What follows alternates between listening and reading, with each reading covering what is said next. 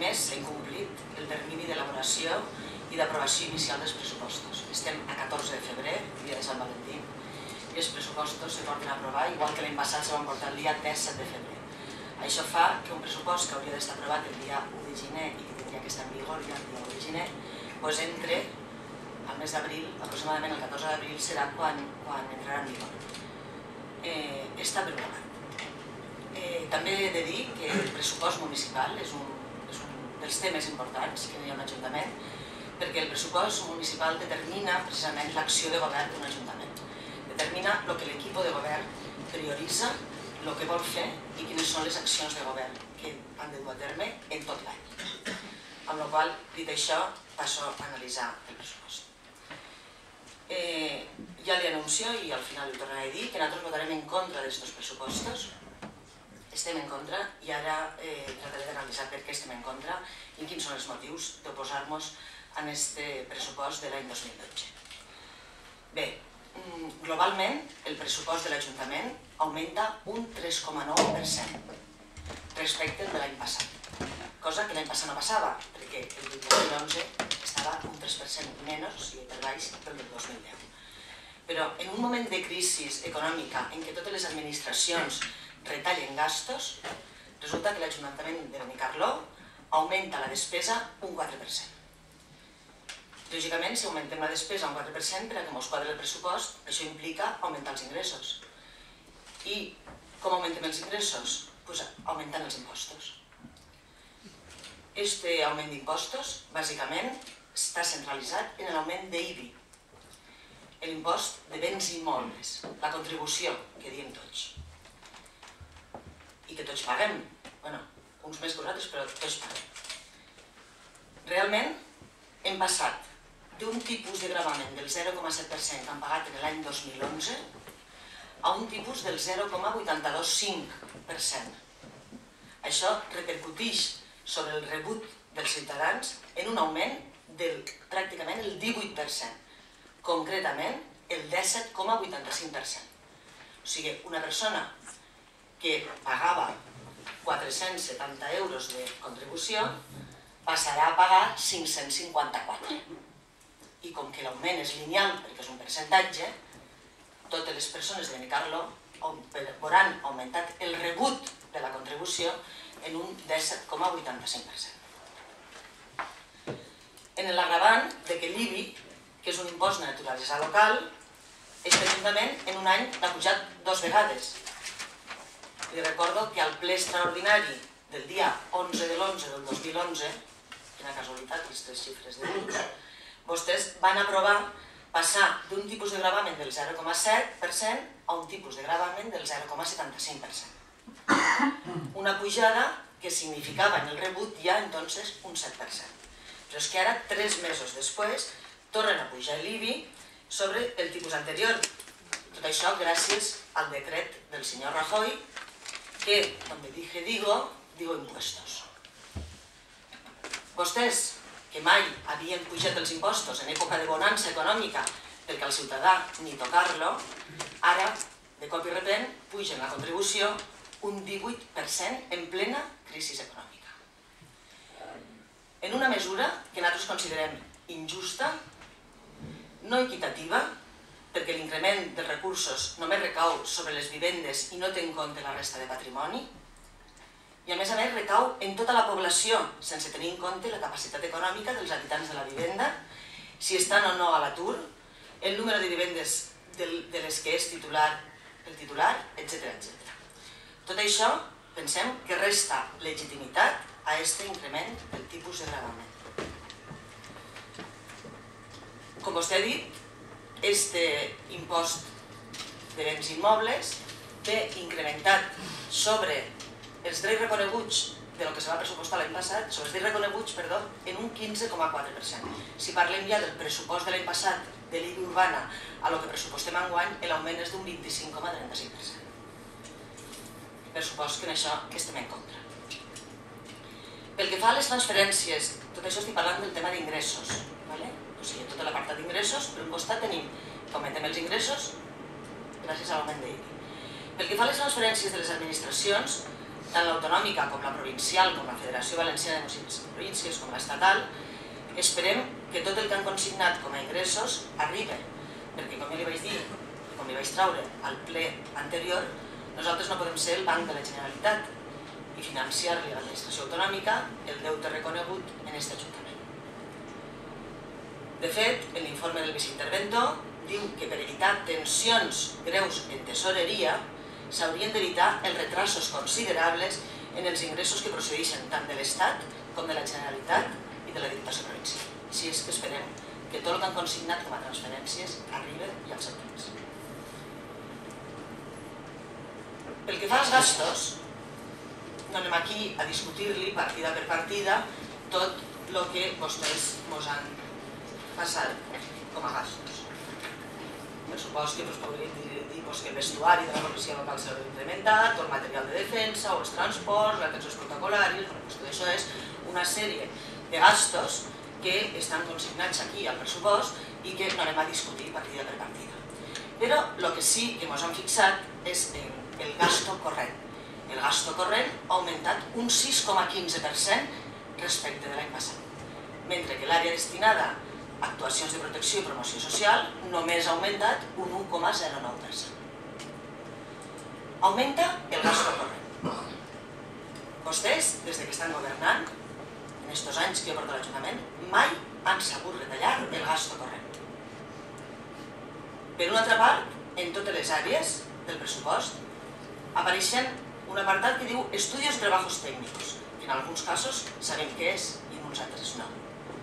Jo li recordo que el senyor Sánchez, que avui no està, però que en la comissió d'Hisenda li va demanar el detall de cada partida, o sigui, on s'especifica què farà cada regidoria en cada un dels apartats, i des de luego no ens ho han donat, no ens ho han donat, o sigui que així és que no sabem a hores d'ara en què es gastaran els diners ni quines seran les accions que portaran a terme en cada àrea. Podem saber-ho en global, però sempre hi ha uns apartats que a més són bastants diners i això sí que no tenim detall. El que sí que sabem és que en el segon borrador, el primer gran projecte no ens ho van posar, però en el segon borrador van consignar una partida de 75.000 euros en l'àrea de desenvolupament local i promoció econòmica, que ha aparegut gràcies a, com vostè ha dit, a la retirada de la subvenció al futbol sala que desgraciadament ha desaparegut. Esta àrea de desenvolupament local i promoció econòmica està dotada en 75.000 euros, on hi ha una sèrie de desglosse que són 34.000 euros en reunions i conferències, o sigui, seran com aquestes que han fet fins ara, 6.000 euros en publicitat, 25.000 euros en estudis i treballs tècnics, no sabem el que és, i 10.000 euros en altres gastos que tampoc no sabem el que és. Bé, jo incideixo en aquesta àrea perquè en un moment determinat en què econòmicament l'atur és el problema més greu que tenim, i a Benicarló no és una excepció, aquí hi ha 2.300 parats, entre 2.300 i 2.500 sol oscil·lar el número de parats a Benicarló, vostès que van apostar per una àrea d'ocupació i desenvolupament local només han invertit 75.000 euros. Això representa el 0,37% del total del pressupost. No arriben ni al 0,4%. En això pensen fer una àrea d'ocupació a l'Ajuntament, una inserció a les persones aturades amb importants problemes de renda, fomentar l'esperit emprenedor, crear ocupació local a través del suport a l'autoocupació, fomentar les activitats laborals en el marc de l'economia social, crearan l'Observatori de l'Ocupació, continuaran treballant per aconseguir accions que afavorisquen el tema de l'ocupació a través de plans integrals, la participació en programes i les convocatòries del servei i apostar per la formació. El que li estic llegint és del seu programa electoral. Este és el programa electoral del Partit Popular. I aquesta era una aposta important. Doncs bé, en aquest pressupost s'han consignat 75.000 euros que, com he dit, representen el 0,4%. I ja que estem en l'apartat de despeses, també li he de dir una cosa positiva. Ens alegra veure que es manté la partida destinada al conservatori. Concretament, pugen la matrícula en l'apartat d'ingressos i també puja una mica la partida en l'apartat de gastos. No sabem si ha sigut gràcies a les mobilitzacions dels pares i dels alumnes, a l'alarma social que va crear, però ens alegra que hagin fet marxa atràs en el tema del conservatori en tot allò de pujar les quotes un 500% als alumnes de fora i tots aquests desgavells que vostè, senyor Serrano, va encetar en aquest tema. Un centre educatiu mai s'ha de medir per la seva rentabilitat econòmica, sinó pel que aporta a la societat i a la comunitat en la que està ubicat. Tot i això, creiem que és la Generalitat la que en època de bonança econòmica s'ha gastat els nostres diners en coses que no feien falta, la que s'hauria de fer càrrec, com va prometre, d'aquest conservatori. Del conservatori i d'altres centres socials on les competències no són de l'Ajuntament, sinó del govern valencià. Esperem que vostès seguisquen reivindicant, ja que ara tenen el poder absolut i manen a tots els llocs.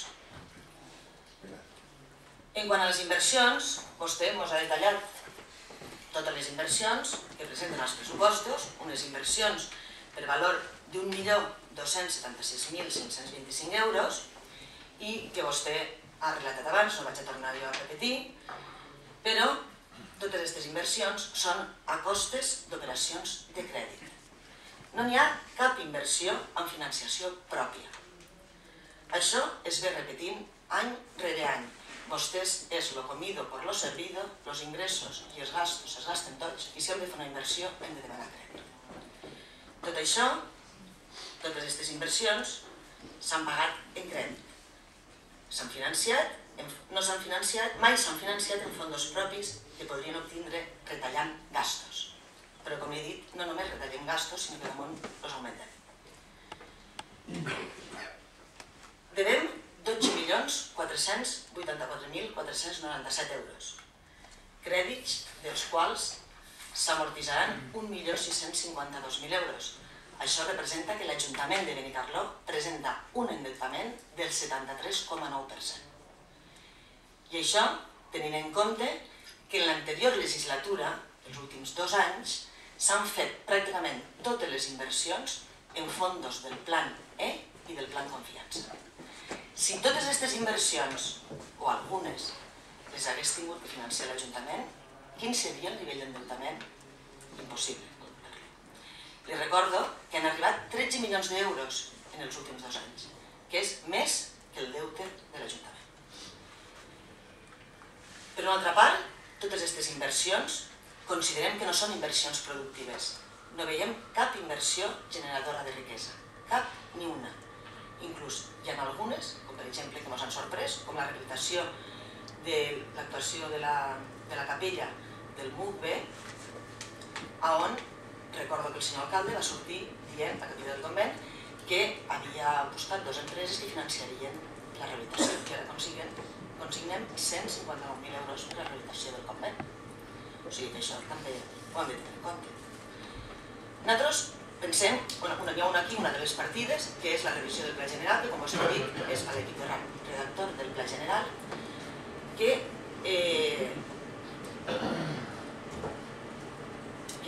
totes aquestes partides pressupostàries totes aquestes inversions són inversions no productives.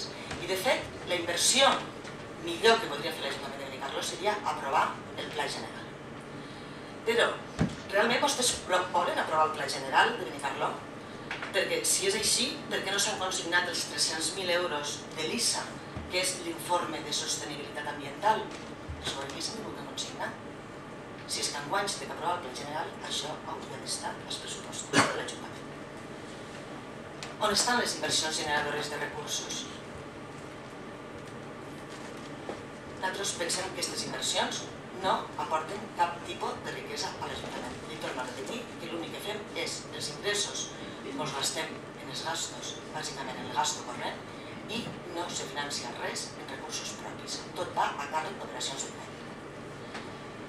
No me vull allargar més, de moment. En resum, ja li anuncio que nosaltres votarem en contra i el resum és per 3 motius fonamentals. Hi ha un augment de la despesa, hi ha un augment dels impostos i hi ha un augment del deute. No s'estan creant les condicions propícies per a la creació d'ocupació i el desenvolupament local. I no hi ha inversions productives. No res més.